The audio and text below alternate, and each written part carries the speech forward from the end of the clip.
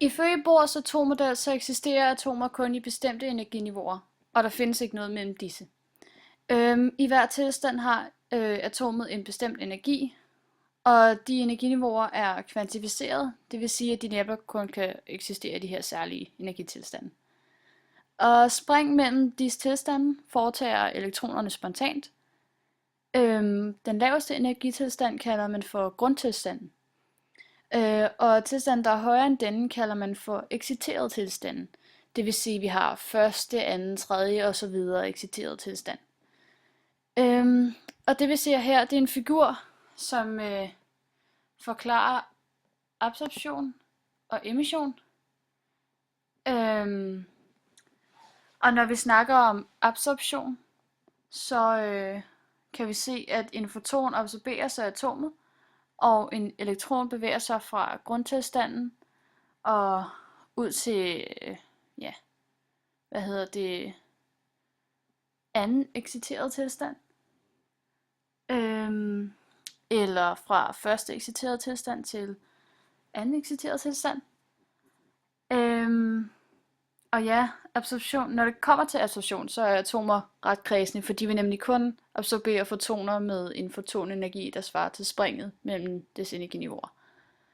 For eksempel vil et hydrogenatom måske kun optage en lyskvant med 10,2 elektronvolt på første exciteret tilstand, eller 12,1 elektronvolt på anden exciteret tilstand i energi. Og når vi snakker emission,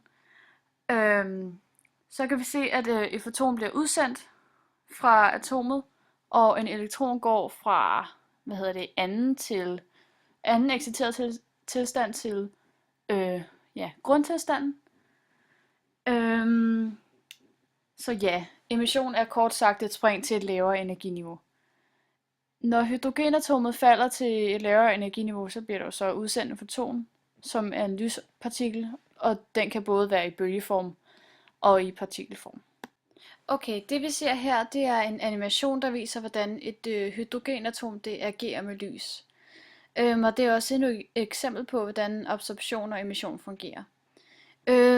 Vi har her et hydrogenatom, som nævnt. Her har vi kernen, som består af en enkelt proton, og derfor er det så også det første atom i det periodiske system med en masse på 1 unit.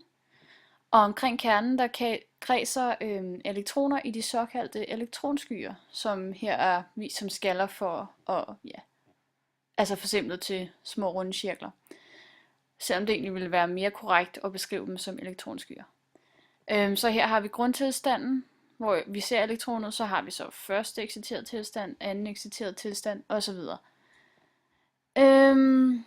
Og der skal være lige så mange elektroner i elektronskyen, altså omkring atomets kerne, som der skal være protoner i selve kernen. Det gør, at atomet bliver elektrisk neutralt, fordi der netop vil være ligevægt af de negative ladede partikler og de positive ladede partikler, altså elektronerne og protonerne. Fysikeren Niels Bohr, han studerede hydrogenatomet, altså det mest simple atom, der findes, på jorden i hvert fald. Og grunden til, at et atom kan være stabilt, når kernen består af de her positivt ladede protoner, og til tider elektroner, så er det fordi, at de såkaldte kernekræfter, der holder sammen på hele atomkernen, er stærkere end de frastødningskræfter, der ligesom forsøger at hive protonerne væk fra hinanden. De her kernekræfter, de er stærke, men de virker kun på kort afstand. Når et atom befinder sig i en exciteret tilstand, så vil det gerne skaffe sig af med det overskud af energi, som den måtte have. Og det sker ved, at der bliver udsendt en foton. Omvendt vil en foton med den helt rigtige energi blive absorberet af elektronen og komme op i en højere energitilstand. Vi kan prøve at vise det her. Okay, hvis vi nu tager elektronen og rykker den ud til anden exciteret tilstand, så sker der det, at vi ser atomet afgive en foton, som var ultraviolet stråling, mener jeg, og så ryger den så ned til grundtilstanden.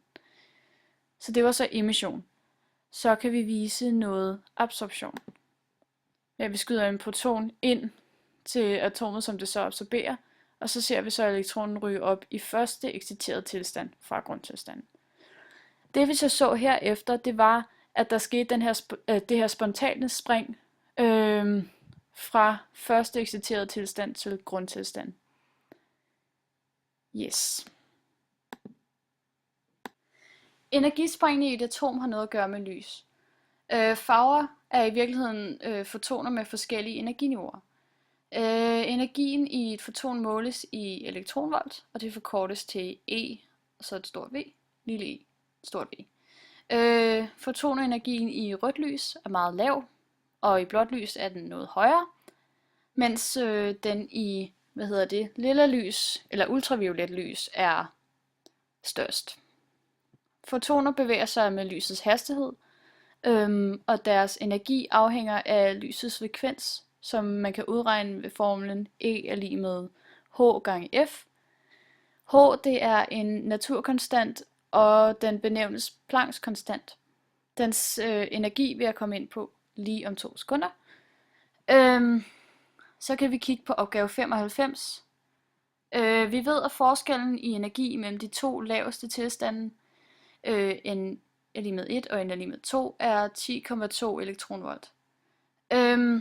Og for at finde energiforskellen i joule, så ved vi, at 1 elektronvolt svarer til 1,602 gange 10 minus 19 joule. Så tager vi energiforskellen fra de to laveste tilstande og ganger det med, hvor mange joule 1 elektronvolt svarer til. Og så får vi så 16,3404 i 10 minus 19 joule. Og det kan vi vise lige her. Og så skal vi så finde frekvensen. Så bruger vi den her ligning, der hedder frekvens er lige med energi i joule divideret med Plancks konstant.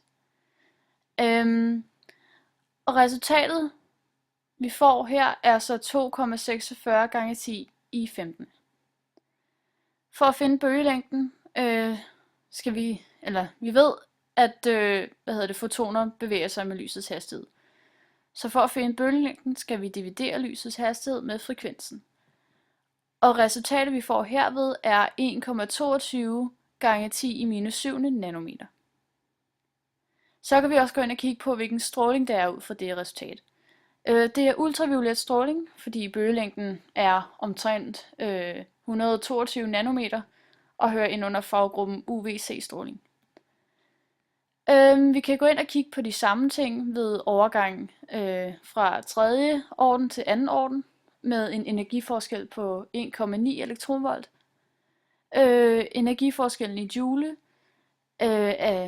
vi bruger samme fremgangsmåde som før.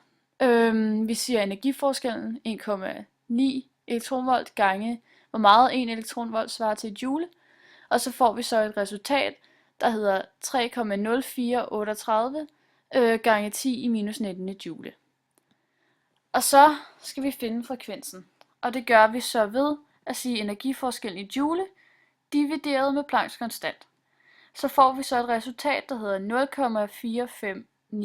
0,4591 gange 10 i 15. Og for at finde bølgelængden, så bruger vi jo så lysets hastighed og dividerer det med frekvensen. Så får vi så et resultat, der hedder 6,534 gange 10 i minus 7 nanometer. Så kan vi så gå ind igen og kigge på, hvilken type stråling det er. Den her gang er det så synligt lys med orange skærm. Og så har vi opgave 99. Vi ved, at lys afbøjes i vinklen 16,95 grader, altså V, ved første orden, som er n lige med 1. Vi har gitterkonstanten D, som er 1,667 gange 10 i minus 6 meter.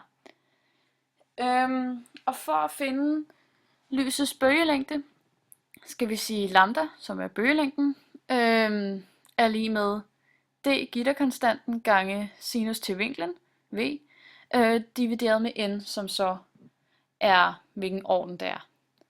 Så det gør vi. Vi siger gitterkonstanten 1,66 osv. Eller gange sinus til vinklen, som var 16,95, som vi så dividerer med 1, fordi det var første orden. Så får vi et resultat, der hedder 0,486 gange 10 i minus 6 meter. For at finde lysets fotonenergi i joule og elektronvolt, skal vi først finde frekvensen.